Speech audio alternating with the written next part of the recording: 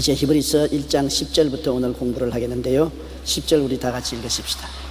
주여, 태초에 주께서 땅의 기초를 두셨으며 하늘도 주의 손으로 지으신 바라. 천지와 만물을 지으신 이가 하나님이신데, 그 하나님은 그 아들 예수 그리스도를 통해서 지으신 것입니다. 예수님은 또한 성령의 능력을 의지해서 지으신 것입니다. 모든 하나님의 창조 역사 속에는 삼위일체 하나님이 함께 일하신 것입니다. 어떤 위의 하나님도 제껴놓은 것이 없습니다. 우리가 구원하는 것도 하나님이 우리를 구원하기로 계획하시고, 예수님이 십자가에 못 박여 몸짓고 피 흘려 그것을 실천하시고, 성령께서 그리스도를 도와셔서 십자가를 걸머쥐고 죽음에서 부활하도록 역사해 주신 것입니다. 모든 일에는 삼위일체 하나님의 역사가 함께 있는 것입니다. 그런데 하나님께서는 그 아들 예수님을 통해서 태초에 땅의 기초를 두셨다. 태초라는 것은 무한한 시간의 전해를 말하는 것입니다. 우리가 언제라고 지적할 수 없는 그 아득한 옛날을 말하는 것입니다. 하늘과 땅의 기초를 지으신 것은 태초에 하나님이 지으신 것입니다. 이 우주는 우연히 생긴 것이 아닙니다. 집마다 지은이가 있지 않습니까? 아무리 초가삼칸이라도 지은 사람이 있어야 초가삼칸이 지어지고, 더구나 고층 빌딩은 지은 건축회사가 없이 자연적으로 생길 리가 만무한 것입니다. 영국의 유명한 물리학자인 존 뉴턴이 자기 연구실에 태양계를 만들었어요. 자기 친구가 태양을 중심으로 해서 수성, 금성, 지구, 화성, 목성, 토성, 천왕성, 해왕성,冥왕성을 이렇게 만들어 가지고서 크랑크를 돌리면 같이 슉슉슉 하고 돌아가게 만들었습니다. 굉장히 조밀하게 만들어진 것입니다. 그런데 존 뉴턴의 친구 한 사람은 굉장히 예수님을 안 믿고 하나님을 부인하는 사람인데, 하루 자기 서재에 들어갔다 보고, 야, 이거 근사구나.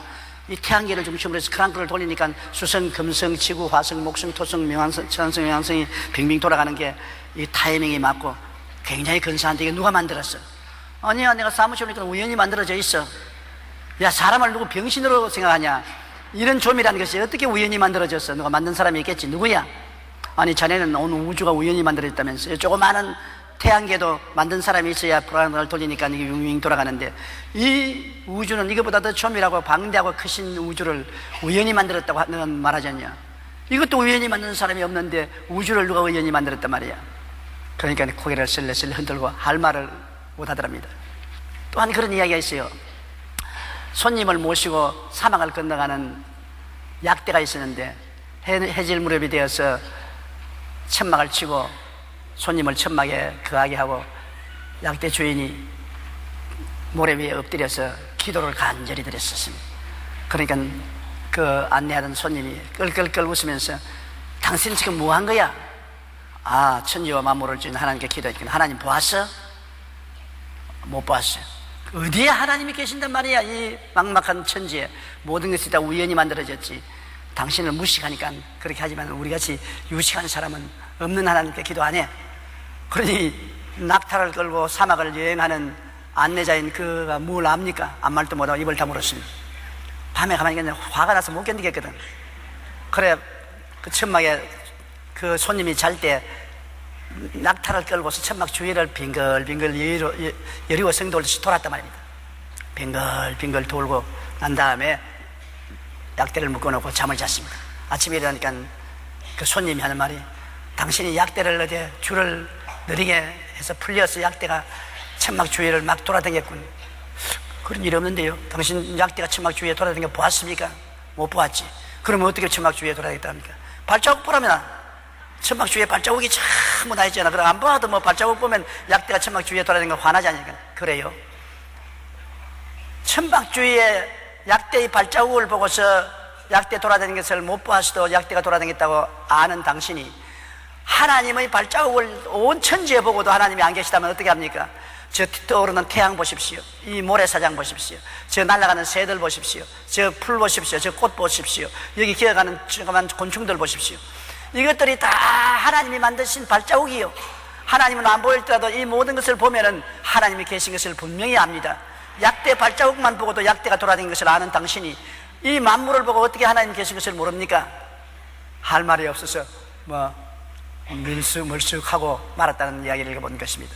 여러분, 하나님은 눈에 안 보이십니다. 왜냐하면 하나님은 영이시라 예배하는 자가 신령과 진정으로 예배할지니라. 영은 바람과 같아서 바람을 못 봅니다. 바람을 본 사람이 있습니까? 아무리 눈이 좋아도 바람을 못 봐요. 그러나 바람이 없습니까? 바람이 없으면 우리 죽어요. 우리가 4분만 숨 쉬지 않으면 죽어요.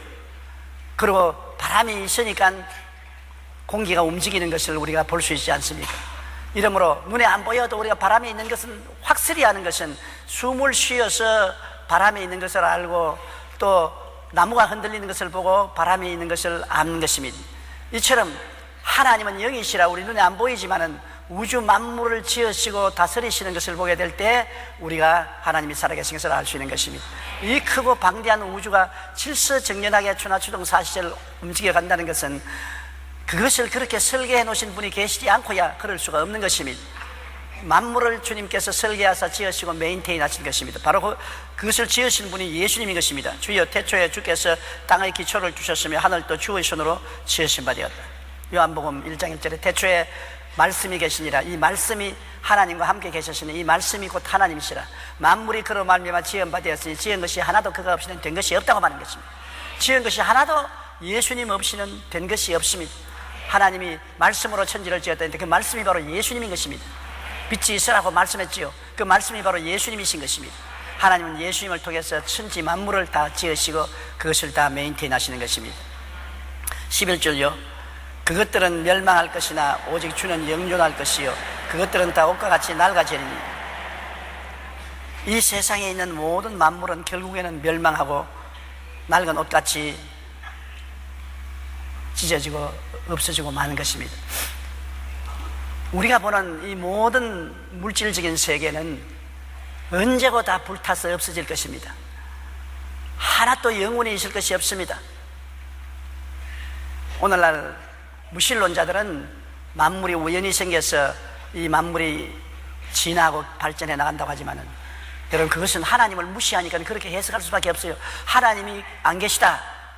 그러니까 만드신 자를 부인하고 나니까 그러면 하나님이 안 계시는데 어떻게 만물이 만들어졌느냐? 우연히 만들어졌다. 진화라는 법칙을 통해서 만들어졌다.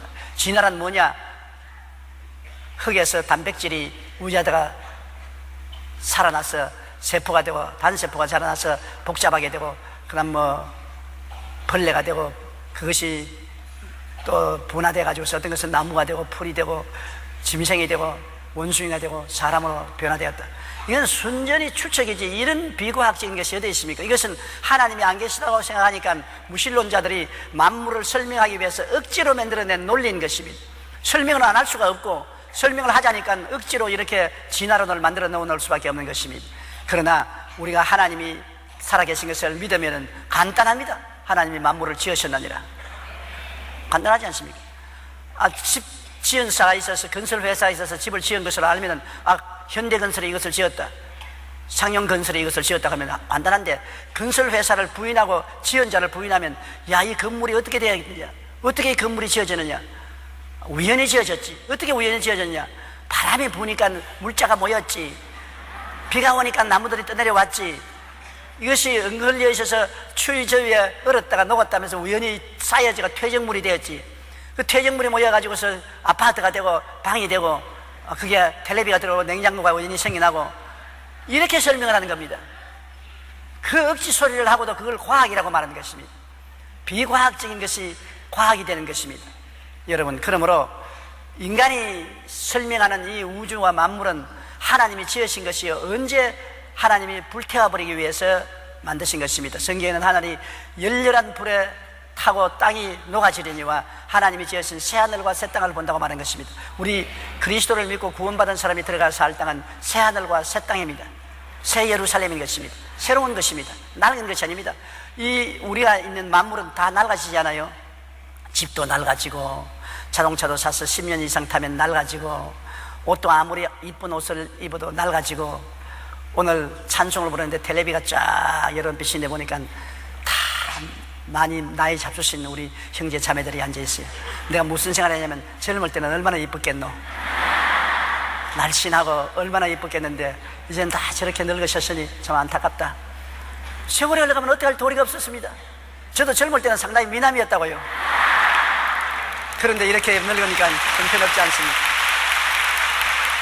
다 낡고 더러워지고 그러고 죽는 것입니다. 사람도 동물도 물질도 다 낡아지고 더러워지고 사라지는 것입니다.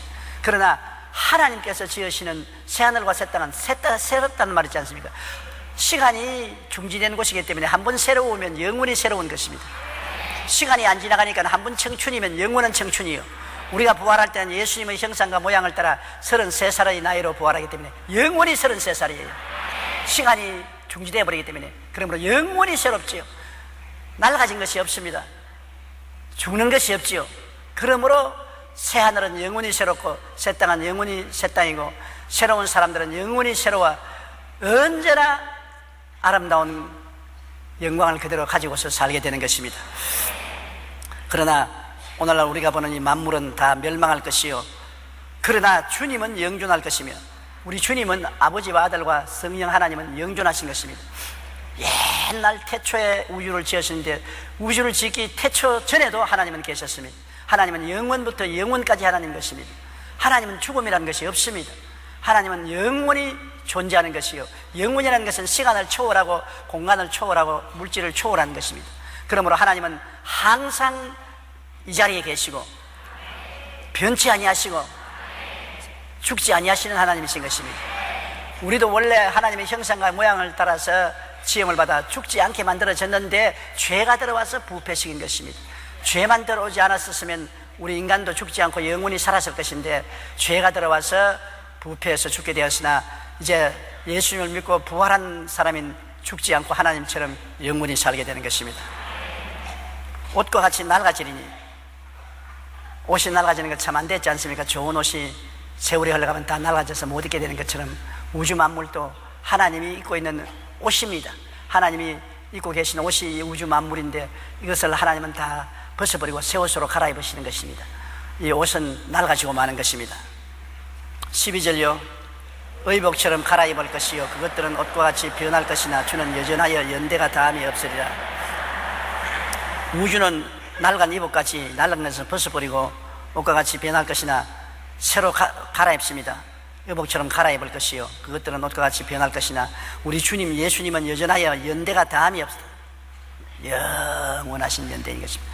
예수님은 지으심을 받지 않았었습니다. 아버지와 아들과 성령은 동시에 계신 것입니다. 그러므로 하나님께서 예수님을 보고 내가 너를 낳았다는 것은 내 속에서 나왔다는 것입니다.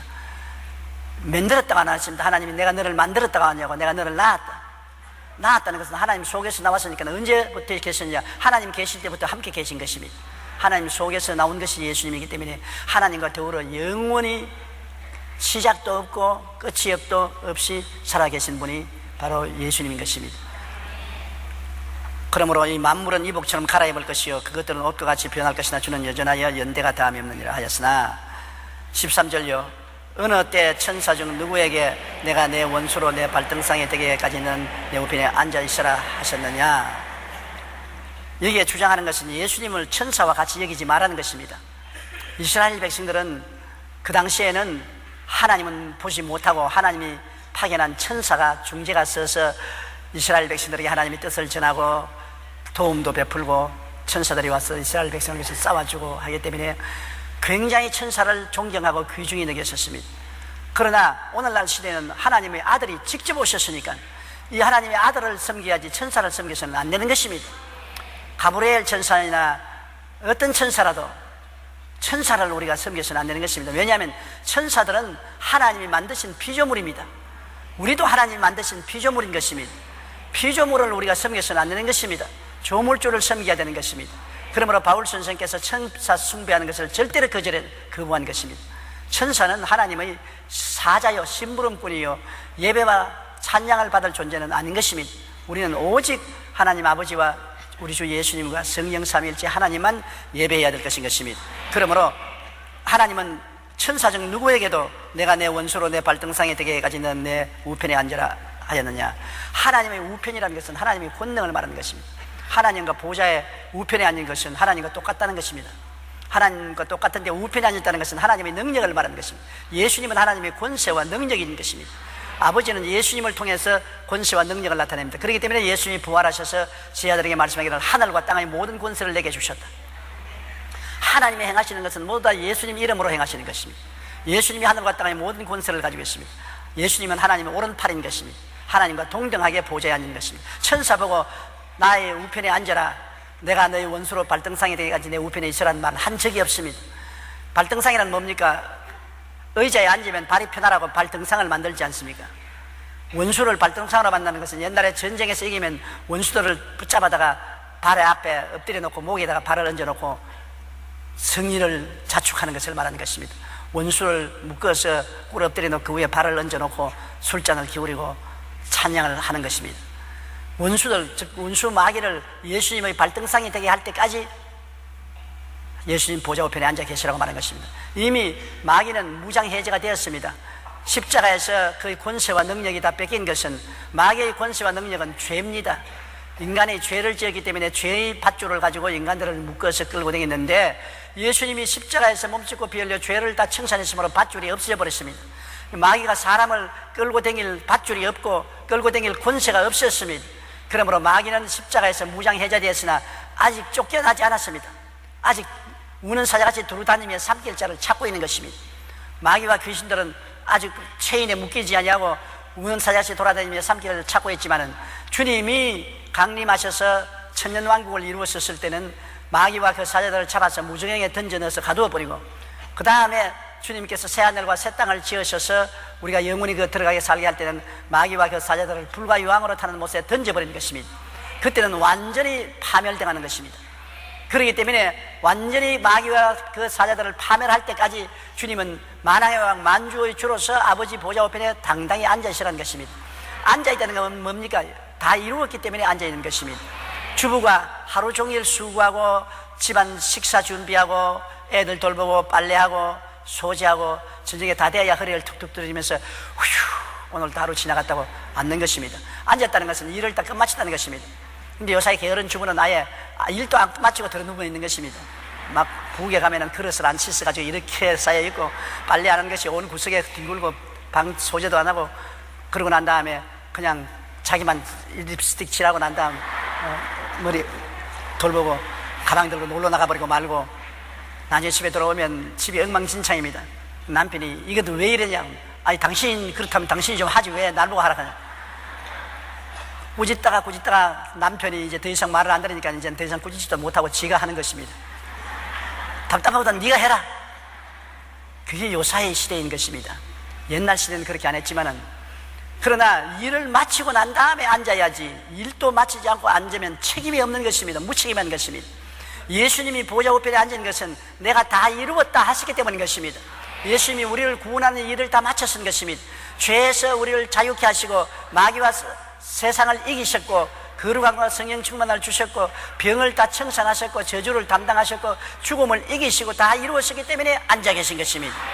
그러므로 주님은 보좌에 지금도 앉아 계시거니와 영영토록 앉아 계실 것은 영영토록 다 이루시고 마귀를 멸하신 것이기 때문인 것입니다. 14절요. 모든 천사들은 섬기는 영으로서 구원받을 상속자들을 위하여 섬기라고 보내심이 아니냐. 모든 천사들은 지금 뭘 합니까? 하나님이 이 세상에 보내셔서 우리는 구원받아서 그리스도의 신부가 되고 예수님과 함께 하늘나라의 상속자가 되게 만들어 놓은 것이기 때문에 우리를 돌보라고 보내신 하나님의 영인 것입니다. 성령은 하나님의 보내심을 받은 천사는 하나님의 보내심을 받은 영인 것입니다. 육체가 아닌 것입니다. 영으로서 우리 눈에 안 보이죠. 우리 눈만 뜨가 보인다면 지금 우리 이 교회 천사들이 오르락내리락 굉장히 많이 와 있는 것입니다. 아마 여러분 영안이 눈 열리면 저희 강대산 위에 저하고도 천사들이 같이 있는 것을 보게 될 것입니다. 저도 눈이 열린다면 여러분 주변에 천사들이 오르락내리락 하는 것을 볼 것입니다. 그러나 천사는 영이기 때문에 눈에 안 보이지요. 천사는 하나님의 사자들인 것입니다. 가브리엘 천사는 하나님의 사물을 보는 천사고 미카엘 천사는 군대 장관인 것입니다. 그 밑에 천천히요 만만의 천사들이 있어서 마귀와 싸우고 우리들을 돌보시고 우리를 이끌어 주시고 우리를 섬기는 역할을 하고 있는 것입니다. 감사하지요. 우리를 돌봐 주니까.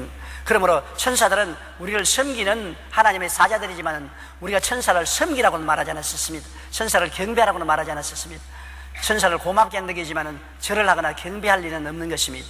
그러므로 하나님 아들과 차별이 있는 것은 천사는 하나님의 아들 예수님의 보내심을 받은 심부름꾼이고 예수님은 주인입니다. 주인과 종의 차이라는 것은 엄청난 차이가 있지 않습니까? 그런데 어떻게 예수님과 천사를 동등하게 생각합니까? 말도 안 소리죠. 이단과 사설들은 예수님도 천사 중에 한 사람이라고 말합니다. 말도 안 되는 것입니다. 그런 말하는 사람은 입이 비뚤어져야 되는 것입니다. 말이 안 되는 말을 하면 입이 비뚤어져야지. 창조주가 어떻게 천사가 될 수 있는 것입니까? 물론 하나님은 영이시고 천사들도 영이지만은, 인격을 가진 영이지만은 하나님이 지으신 영들이요, 우리 사람도 영입니다. 육체를 입고 있는 영입니다. 하나님이 지으신 영이지요. 그러나 하나님은 창조자고 천사와 인간은 피조물이 있는 것을 알아야 되는 것입니다. 그러므로 우리 주 예수 그리스도는 창조자여 천사보다 월등하게 높으신 분이라는 것을 우리가 알아야 되는 것입니다.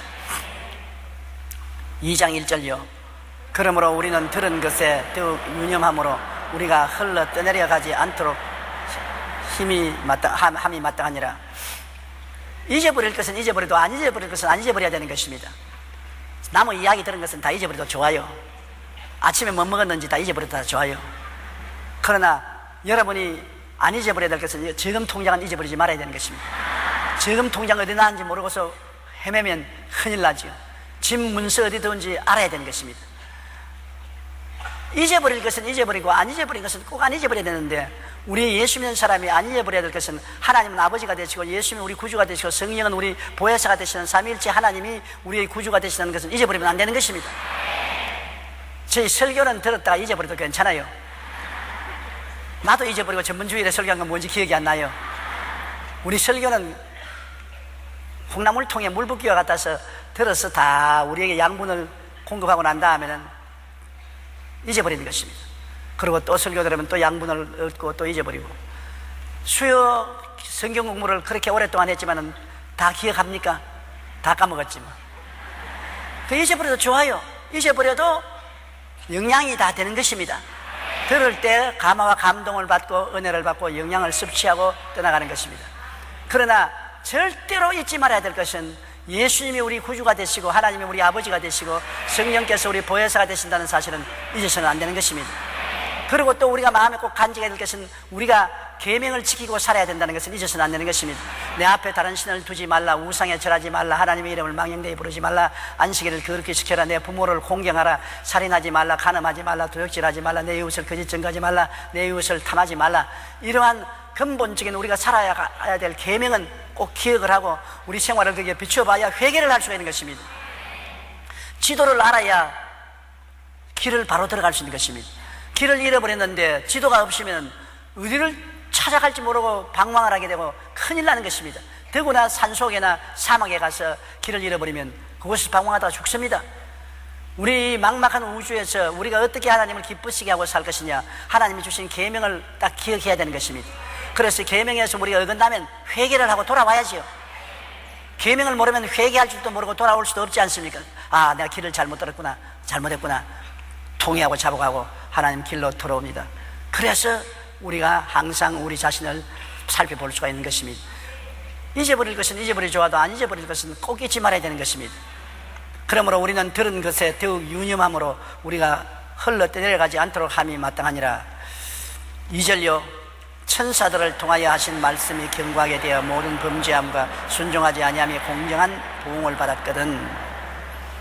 구약시대는 천사들을 통하여 하신 말씀인 것입니다. 모세가 호렙산 가시는 굴에서 불꽃 가운데 들은 말씀은 천사가 와서 하나님의 말씀을 대언해 준 것입니다. 하나님이 직접 가시는 굴에 들어온 것이 아니라 하나님의 사자가 불꽃 가운데 나타난 것이, 하나님의 사자는 그때는 예수님이 하나님의 사자로 나타난 것입니다. 그러나 예수님이 천사의 모양으로 나타나셔서 불꽃 가운데서 말씀하는 것입니다. 그러므로 그때는 하나님이 천사를 보내셔서 말씀한 것이 바로 구약이요, 구약 성경인 것입니다. 그런데 이 하나님의 계명과 율법을 천사를 통해서 받았지만은 그것을 거역했을 때는 심판을 받고 죽음을 받기도 한 것입니다. 그런데 오늘날 우리들은 3절요. 우리가 이같이 큰 구원을 등한히 여기면 어찌 그 보응을 피하리요. 이 구원은 처음에 주로 말씀하신 바요 들은 자들이 우리에게 확증한 바니니. 구원이 얼마나 큽니까? 천사들을 통해서 준 구약 성경도 거역하면은, 잘못하면 두 사람, 세상 증인을 통해서 죽였습니다. 다시 말하면 우상을 섬기는 사람, 안식일을 범한 사람, 부모를 거역한 사람, 이러한 사람들은 두세 사람 증인을 듣고 난 다음에 죄가 드러나면 죽였습니다.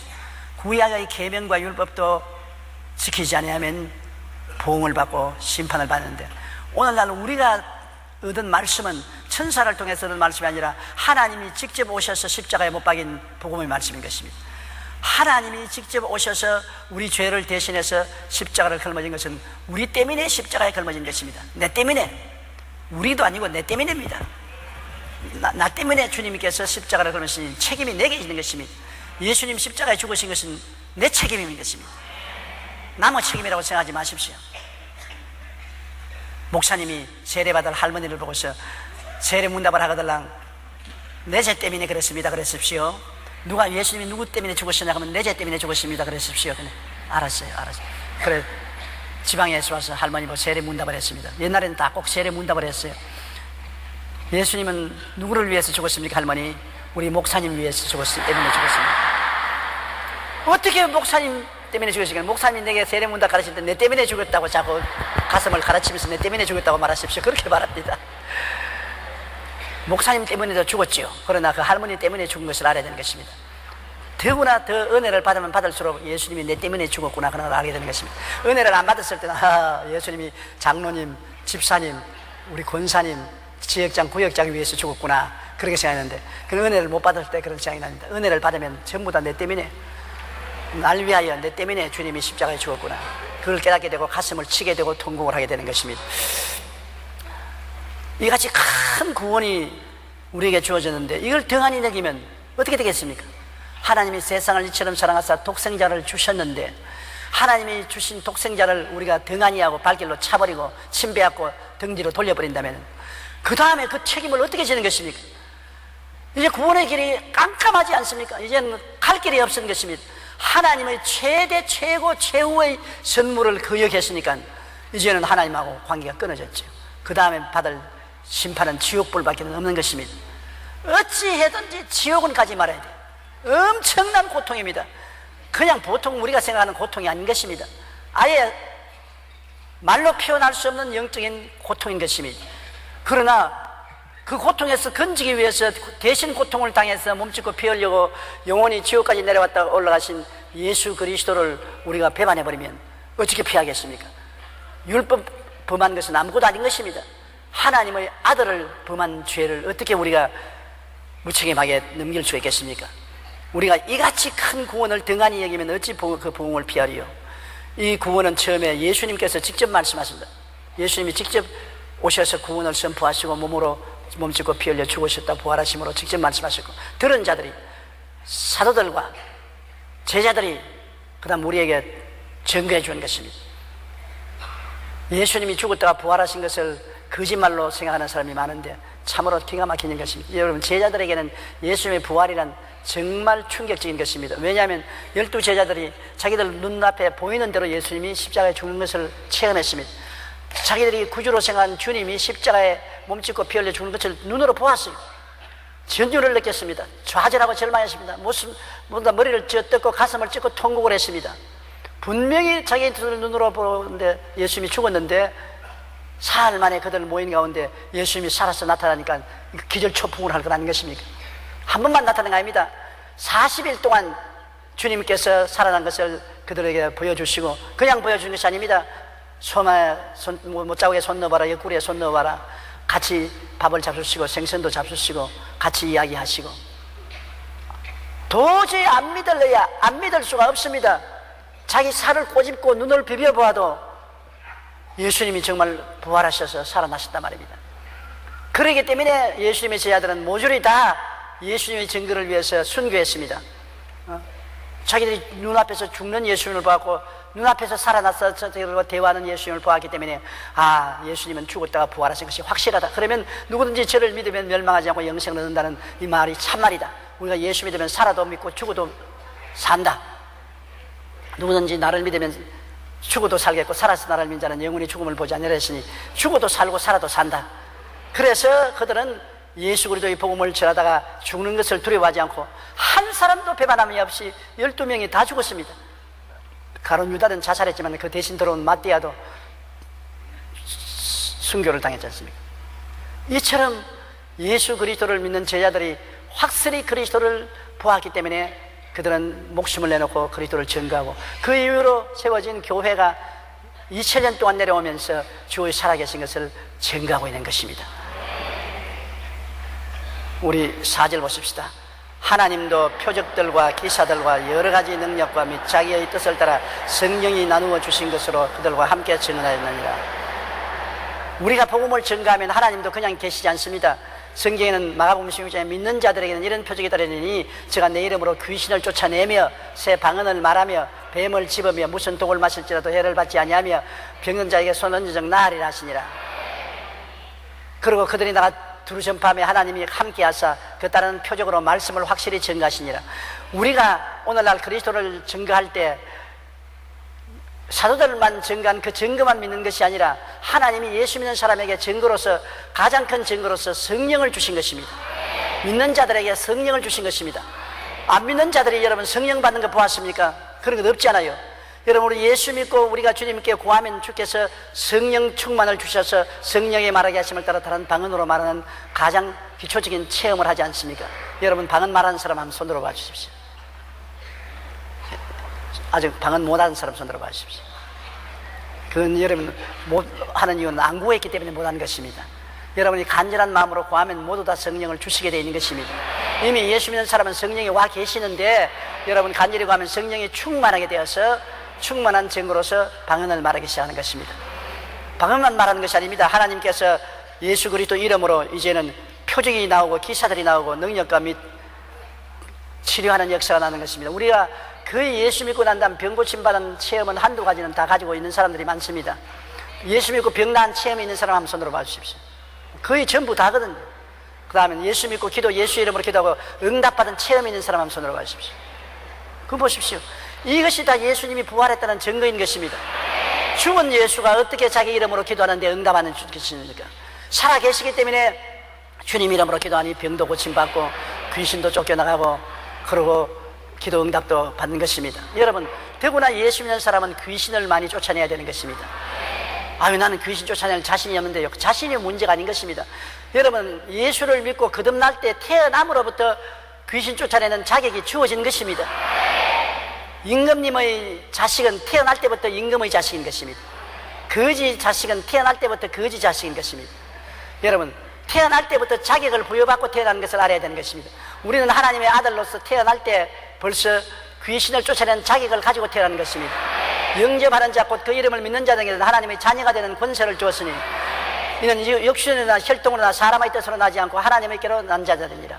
하나님의 아들이 되는 자녀가 되는 권세입니다. 권세라는 것은 힘이 아닙니다. 자격을 말하는 것입니다. 내게 뱀과 전갈을 밟으며 원수의 모든 능력을 제어할 권세를 주었다는 것입니다. 능력이 있는 것이 아닙니다. 능력이란 힘이 있고 막 용기가 생기고 불긋불긋 능력이 마음에 느껴지는 이것이 능력인데 그렇지 않고 나이 늙으면 기운도 없고 육체의 근력도 사라지고 허리도 구부정해서 아무 힘도 없지만 그러나 아버지 어머니로서의 권세를 가지고 있습니다. 근력이 있고 튼튼하고 활발하고 용감한 아들 딸들이라도 그 근력이 없이 시들한 부모에게 순종하는 이유는 그들은 능력은 있지만 권세가 없습니다. 부모는 능력은 없지만 권세는 가지고 있는 것입니다. 그렇기 때문에 권세라는 것은 내가 공부를 해서 얻는 것도 아니고 노력을 해서 얻는 것도 아니고 기도를 많이 하기 때문에 권세를 얻는 것도 아닙니다. 예수 믿기 때문에 권세가 있는 것입니다. 하나님의 자녀가 된 권세가 있는 것입니다. 그러므로 여러분 예수 믿고 구원받을 때부터 귀신을 쫓아내는 권세가 주어져 있는 것입니다. 귀신을 많이 쫓아내야 돼요. 며칠 전에도 내가 저녁에 잠자리에 들어가려고 하는데 어깨가 얼마나 눌려서 피곤하더라고요. 왜 이렇게 피곤하냐? 내가 그렇게 그날로 일을 많이 한 것도 아니고 운동을 많이 한 것도 아닌데 왜 이렇게 피곤하냐? 이런 비정상적으로 느껴질 때는 그것은 마귀가 누르는 것입니다. 내가 일을 많이 하거나 운동을 많이 하거나 그래서 피곤하면 그거는 쉬면 되지만은 마귀가 눌러서 피곤한 것은 쉬어도 더 피곤한 것입니다. 비정상적인 것. 내가 잘못 먹은 것도 아닌데 막 위장이 쥐어 틀고 설사가 나온다. 비정상적이지 않습니까? 내가 추운데 가지도 않고 옷도 잘 얇지 않았는데 열이 나고 기침이 나는 게 아니죠. 무엇인지 비정상적으로 일어나는 현상은 거의 대개가 마귀가 눌러서 그렇게 되는 것입니다. 그대로 있으면 점점 고통을 깊이 당하는 것입니다. 그래서 내가 가만히 생각하면 이거는 마귀가 하는 것이구나. 그래서 나사렛 예수 이름을 명하노니 나를 억압하는 원수 마귀야 물러가라. 처음에는 아무런 표적도 없어요. 예수 이름으로 명하니 물러가라. 너희 비정상적으로 피곤하게 하는 것은 내가 다 알고 있다. 네 마귀가 누르고 아웅하고 있지만 내가 알고 있다. 예수 이름으로 명하니 너는 물러가라. 물러가라. 싹 구름 그치듯이 그쳐버리고 깨끗하고 건강하고 활달하게 되었어요. 아주 편안하게 되었어요. 만일 귀신이 누르는 것을 모르고 있었으면 밤새도록 자고 나도 피곤하고 괴롭단 말입니다. 그건 귀신을 쫓아내버리니까 상쾌하고 깨끗하게 된단 말입니다. 경성하라 깨어라 너희 대적 마귀가 우는 사자같이 두려다니며 삼킬자를 차느니 너희 믿음을 굳게 하여 저를 대적하러 했는데 마귀가 여러분 얼마나 여러분을 삼키려고 눈을 번들거리고 돌아다니는지 몰라요. 기회와 시간만 있으면 마음을 누르고 육체를 누르고 생활의 회방을 가져오는 것입니다. 그렇기 때문에 예수님께서 이 세상을 떠나기 전에 제일 먼저 부탁한 것이 너희는 내 이름으로 귀신 쫓아내라고 말했습니다. 필요하지 않다면 왜 주님이 유언으로 말할 때 제일 먼저 말씀하셨습니까? 주님도 이 세상에서 사역할 때 회개하라 천국이 가까웠다고 제일 먼저 한 것이 무엇인 줄 압니까? 귀신을 쫓아내며 병을 고치며 죽은 자를 살리며 문둥이를 깨끗이 하며 안전병을 일으키는 것입니다. 주님도 사역한 것에 제일 먼저 착수한 것이 귀신을 쫓아내는 일인 것입니다. 주님도 귀신 쫓아내고 제자들도 복음을 전할 때 12명에도 귀신을 쫓아내라고 하고 그 다음에 70인의 제자에게도 귀신 쫓아내라고 하고 얼마나 70인의 제자가 신바람이 났든지 돌아와서 주님이여 주의 이름으로 귀신들도 우리에게 복종하다니까 주님께서 내가 뱀과 정갈을 밟으며 뱀과 정갈은 병인 것입니다. 뱀같이 물고 정갈같이 쏘는 여러 가지 병을 뱀과 정갈이라고 하십니다. 뱀과 정갈을 하면 원수의 모든 능력은 귀신과 마귀입니다. 원수의 모든 능력을 제어할 권세를 주었으니 너희를 해할 자가 결단코 없으리라. 그러나 너희는 귀신이 쫓겨나감으로 기뻐하지 말고 너희 이름이 하늘에 기록된 것으로 기뻐하라. 하늘에 이름이 기록되었기 때문에 귀신이 쫓겨나가는 것입니다. 여러분이 예수 믿고 구원받았기 때문에 귀신이 쫓겨나가는 것입니다. 그리고 주님께서는 맨 마지막에 세상을 떠나시고 부활하셔서 성천하기 전에 남긴 유언이 귀신을 쫓아내는 것을 제일 먼저 하라고 하는 것입니다. 이렇기 때문에 우리의 생활에 여러분 습관적으로 귀신을 쫓아내야 돼요. 아침에 일어나서 기도할 때도 오늘 나를 회방하는 원수 귀신을 물러갈지어다. 시장에 갈 때 내 시장에 가는데 회방하는 원수 귀신을 물러가라. 놀러 갈 때도 오늘 놀러 가는데 평안히 가게 해주시고 회방하는 귀신을 물러갈지어다. 귀신은 회방을 하기 때문에 회방하고 잠수하는 귀신을 늘 쫓아내야 우리가 평안해지는 것입니다. 회방하는 자가 없으면 평안해지지 않습니까? 영적인 회방자가 있으면 평안하지 않으니까 회방하는 자를 자꾸 쫓아내며 여러분께서 성령님을 의지하고 살아가면 평안을 얻을 수가 있는 것입니다. 그러므로 이 복음은 예수님이 처음 증거하신 것이요 12제자가 증거한 것이요 그 다음에 하나님께서도 직접 성령을 주시고 귀신을 쫓아내시고 기사와 이적을 행하심으로 복음을 증거해 주신 것입니다. 이렇게 허다한 증거가 있는데도 불구하고 우리가 복음을 등지면 정말 그 사람의 앞날은 암담하고 절망인 것입니다. 하나님의 계명을 어겨도 구약시대 심판을 받았는데 하나님의 아들을 부인하고야 심판을 받지 않을 수가 없는 것입니다.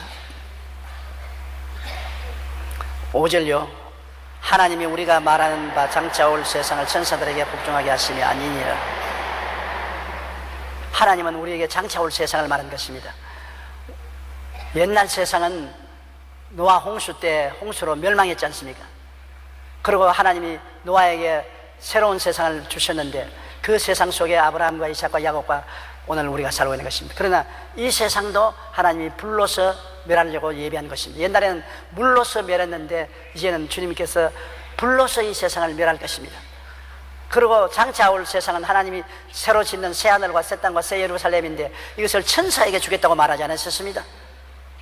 하나님이 우리가 말한 바 장차 올 세상을 천사들에게 복종하게 하심이 아니요 6절에요 그러나 누구인가가 어디에 증언하여 이르되 사람이 무엇이며 주께서 그를 생각하시며 인자가 무엇이기에 주께서 그를 돌보시나이까. 장차 올 세상은 사람에게 맡기겠다는 것입니다. 그런데 사람 중에 어뜸이 누구십니까? 사람 중에 장자가 누굽니까? 구원받은 사람 중에 장자가요? 그거 몰라요. 예수님이 아닙니까?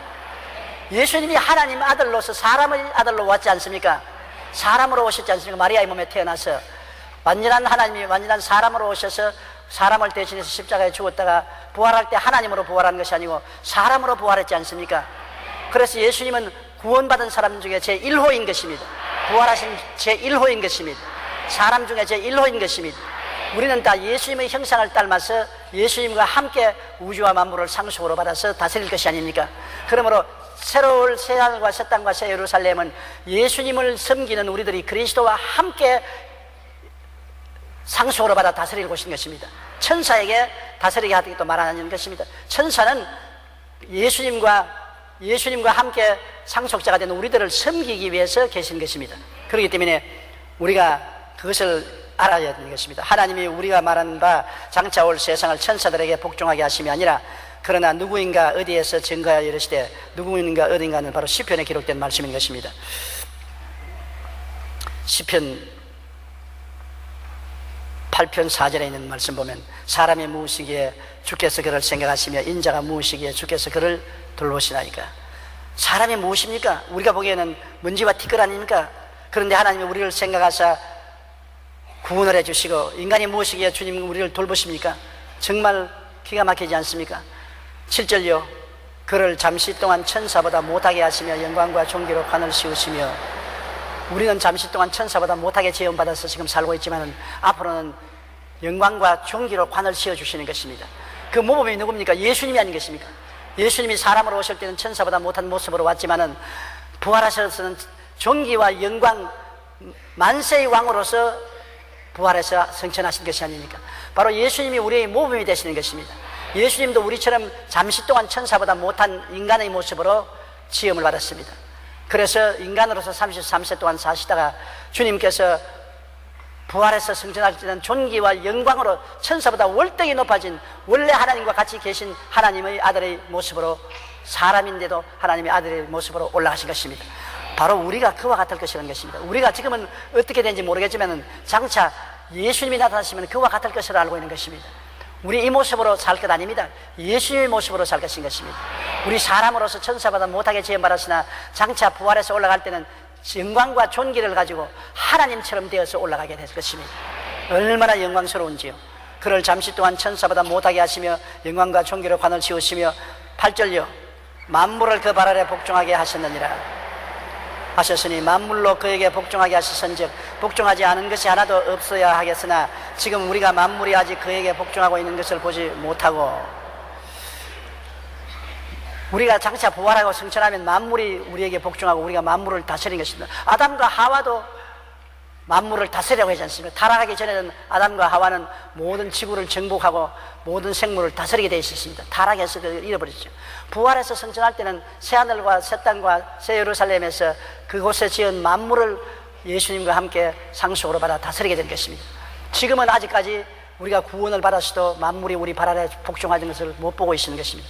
물론 예수님은 만왕의 왕 만주의 주로서 만물을 다스리죠. 장차는 우리가 예수님께 조인을 해서 그리스도와 함께 만물을 다스리게 된다는 것을 말하고 있는 것입니다. 9절요 오직 우리가 천사들보다 잠시 동안 못하게 하심을 입은 자 곧 죽음의 고난을 받으심으로 말미암아 영광과 존귀로 관서신 예수를 보니 이를 행하시면 하나님의 은혜로 말미암아 모든 사람을 위하여 죽음을 맛보게 하십니다. 예수님은 우리의 모범이라는 것입니다. 우리는 아직 스스로 만물을 우리 발 아래 다스리지 못하고 존귀와 영광으로 관을 쓰지 못했지만은 예수님이 우리 대신해서 우리 모범으로 미리 만물을 다스리시고 존귀와 영광을 받으신 모습을 우리가 본데 하나님이 그 은혜를 통해서 우리를 대신해서 예수님을 그렇게 만들어 주셨다는 것입니다. 그러므로 예수 그리스도를 통해서 우리가 죄사함을 받고 우리도 예수님과 함께 하나님의 은혜로 만물을 다스리는 자로서 부활 승천하고 존귀와 영광을 받기를 말하는 것입니다. 10절요 그러므로 만물이 그를 위하고 또한 그로 말미암아 이가 많은 아들들을 이끌어 영광에 들어가게 하시는 일에 그들의 구원의 창시자를 고난을 통하여 온전하게 하심이 합당하도다. 예수님은 만물이 예수님 때문에 지어지고 예수님을 위해서 지어졌었습니다. 예수님 없이는 된 것이 아무것도 없습니다. 만물이 예수님 위에서 지어지고 예수님을 손에 의해서 지어지고 예수님을 섬기기 위해서 지어진 것입니다. 여러분, 우리는 왜 삽니까? 우리도 예수님에 의해서 만들어졌고 예수님을 섬기기 위해서 만들어진 것입니다. 우리가 다른 데 목적이 있는 것이 아닙니다. 아니, 내가 뭐 우리 아버지 어머니에 의해서, 어머니 뱃속에서 만들었지. 그 아버지 어머니는 누가 만들었습니까? 그 아버지의 그 아버지의 그 아버지의 그 아버지의 그 아버지의 그 아버지는 아담이요, 그 어머니의 그 어머니의 그 어머니는 하와입니다. 아담과 하와는 누가 만들었습니까? 하나님 만들었죠. 그러므로 아담과 하와가 만들어질 때 이미 그 속에 우리가 다 있는 것입니다. 그러므로 하나님이 우리를 만드셨고, 만드신 목적은 하나님을 섬기게 하려고 만드신 것입니다.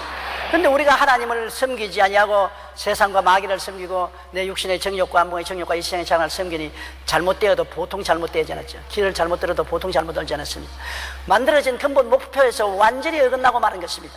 그래서 우리를 도리시키기 위해서 예수님이 오셔서 우리의 잘못을 십자가에 걸머지고 몸주고 피 흘려 죽으심으로 청산하시고 우리를 구원하신 것입니다. 이러므로 만물을 만드시고 만물이 주님을 위해서 있게 하신 그분이 우리를 위해서 죽었다가 부활하셔서 우리를 구원하시는 구주가 되게 된 것은 마땅한 일이라고 말하는 것입니다. 왜냐하면 주님께서 고난 당하심으로 말미암아 그 대가로 우리들을 거듭나게 해서 하나님의 자녀로 만드셨으니 주님의 공로가 크시고 주님께서 영광 받으신 것이 마땅한 것입니다. 11절요. 거룩하게 하시는 이와 거룩하게 함을 입은 자들이 다 한 근원에서 난지라. 그러므로 형제라 부르시기를 부러워하지 아니하시고. 예수님은 하나님이시기 때문에 모든 사람을 거룩하게 하시는 것입니다. 우리는 예수님을 통해서 거룩함을 입습니다. 그러므로 하나님께서 예수님을 통해서 우리를 거룩하게 하시고 또 우리는 예수님을 통해서 거룩함을 입었으므로 함께 거룩하게 되므로 예수님이 우리의 주님일 뿐 아니라 우리의 신랑이 되시고 우리 형님이 되시고 우리는 그 아내가 되시고 그 자녀가 되는 것입니다. 그러므로 주님께서는 우리를 보고 형제라고 부르신다는 거 말씀한 것입니다. 그러므로 형제라 부르시기를 부끄러워하지 아니하시고. 얼마나 놀라운 일입니까? 우리가 어떻게 감히 하나님의 아들 예수님의 형제가 될 수 있는 것입니까? 그러나 성경에는 우리를 신부라고 말하는 것입니다. 예수 그리스도의 신부요, 예수 그리스도의 아우라고 말하고 있는 것입니다. 그러므로 주님과 우리가 한 자리에, 한 위치에, 한 은혜 속에 있게 된 것을 말하는 것입니다. 왜 말이 안 나오냐면 너무 기가 막혀서 말이 안 나와요. 상상이 안 됩니다. 그러나 여러분 보세요. 임금님의 아들이 아무리 존귀하더라도 자기가 원해서 저 시골에 비천한 처녀를 택해서 아내를 삼으면 왕후가 되지 않습니까? 옛날 이야기를 하면 안 돼요. 옛날에 아이고 저 시골에서 개똥이나 줍던 오줌똥이나 머리에 이고 다니던 그 처녀가 임금님의 왕후가 되었대. 그렇게 하면 안 되는 겁니다. 옛날은 옛날이고 지금은 지금이요. 옛날을 자꾸 말하면 안 돼요. 그 옛날은 지나가고 임금님의 아들이 자기 사랑하는 아내로서 택해서 보좌 우편에 앉아주었으므로 왕후가 된 것입니다. 그러므로 임금님의 아들과 똑같은 밥상에서 밥 먹고 똑같은 잠자리에서 잠자고 똑같이 손자고 해가니까 동일한 형제처럼 되고 부부가 된 것입니다. 우리는 여러분 오줌종이 머리에 이고 다니던 처녀보다 더 못한 벌레 같은 인생인데 예수님이 좋다고 택해 주시는데 어떻게 합니까? 우리가 좋아서 짝사랑했죠. 소용없어요. 예수님이 우리가 좋아서 예수님이 우리를 택해서 우리를 당신의 보혈로 씻고 당신의 의로운 옷을 입혀가지고서 당신 품에 품고 보좌 우편에 앉히고 나의 신부야, 나의 아내야, 나의 동생아, 그거 불러주시니 팔자 바꿔졌지요. 달라졌지요. 이제 마귀가 와서 지금 별 수 없는 개똥이 같은 저기 꼬락서니가 그 소용없어요. 그건 지난 일이고 지난 일은 지난 일이고 지금은 지금이요. 우리 이명박 장로님 보고 손가락 옛날에 대통령이 안 될 때는 온갖 모함을 따고 손가락질 했으나 지금은 대한민국 17대 대통령이 되었어요. 옛날은 옛날이고 지금은 지금이에요. 지금 대통령이에요. 우리 국군 총사령관이고 우리를 보호하고 우리를 잘 살게 이끌어가는 지도자가 된 것입니다. 옛날 이야기 하면 안 돼요. 지금은 달라졌어요. 나는 옛날엔 부두의 노동자였습니다. 6.25 사변 때 부두에 가서 집 나르는 노동자요, 길거리에서 여관 가시더라 락화생 파는 장사꾼이었습니다. 그렇다고 해서 날 보고서 저 옛날에 나하고 부두에서 일하던 저 자식, 저 길거리에서 보통이 장사하던 저 자식이 뭐 그러면 잘못 생각한 거예요. 저는 75만 명의 성도의 목사예요. 사람이 달라진 것입니다. 여러분의 내가 예수를 믿고 신분이 얼마나 달라진 것을 알아야 돼요. 그래야 옛날처럼 또 다시 먼지와 티끌 속에 뒹굴고 개가 토했던 것을 도로먹고 돼지가 씻고 난 다음 수렁에 도로 기어 들어가는 그런 일은 하지 말아야 돼요. 임금님의 왕후가 되었으면 오줌똥이 먹고 댕기면 안 돼요. 개똥 죽겠다고 망탱이 걸머쥐고 돌아다니면 안 돼요. 왕후는 왕후답게 살아야 돼요. 하나님의 귀한 자녀가 되고 예수 그리스도의 신부가 되었으면 하나님의 자녀답게 예수 그리스도의 신부답게 사는 여러분 되시기를 주님 이름으로 축원합니다. 12절요. 이르시되 내가 주의 이름을 내 형제들에게 선포하고 내가 주를 교회 중에서 찬송하리라 하셨으며, 이건 바로 예수님이 하신 말씀인 것입니다. 예수님이 하나님의 이름을 내 형제, 예수 믿는 우리 성도들에게 선포하고 주를 교회 중에서 함께 찬송하겠다. 우리가 아버지 하나님을 선포하면 예수님이 따라서 선포해 주시고, 우리 찬송하면 주님께서 우리와 더불어 함께 찬송해 주신다는 것입니다. 우리와 일체가 되어서 공동체 속에서 함께 주님께서 역사하시겠다는 것입니다. 13절요. 또다시 내가 그를 의지하리라 하시고 또다시 볼지어다 나와 및 하나님께서 내게 주신 자녀라 하셨으니, 주님이 우리를 의지한다고 말한 것입니다. 우리가 복음 전할 것을 의지하시고, 우리가 기도할 것을 의지하시고, 우리가 하나님께 영광을 돌릴 것을 의지하고 계시는 것입니다. 오늘 예수님께서 직접 전도하는 것이 아니라 우리를 통해서 전도하시고, 우리를 통해서 기도하시고, 우리를 통해서 하나님을 섬기는 일을 하지 않습니까? 그처럼 예수님께서 얼마나 우리를 믿기에 우리를 의지하시고, 그 다음에는 볼지어다 나와 및 하나님께서 내게 주신 자녀라고 말한 것입니다.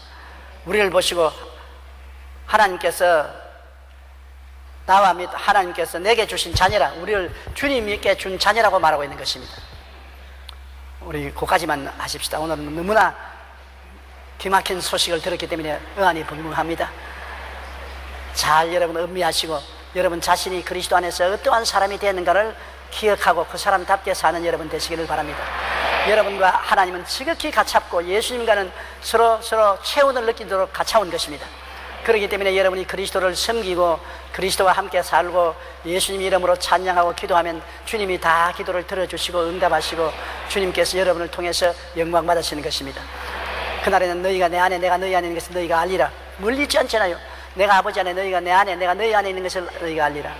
볼지어다 내가 문 밖에서 두드리느니 누구든지 내 음성을 듣고 문을 열면 내가 그에게로 들어가 그와 더불어 먹고 그는 나와 더불어 먹으리라.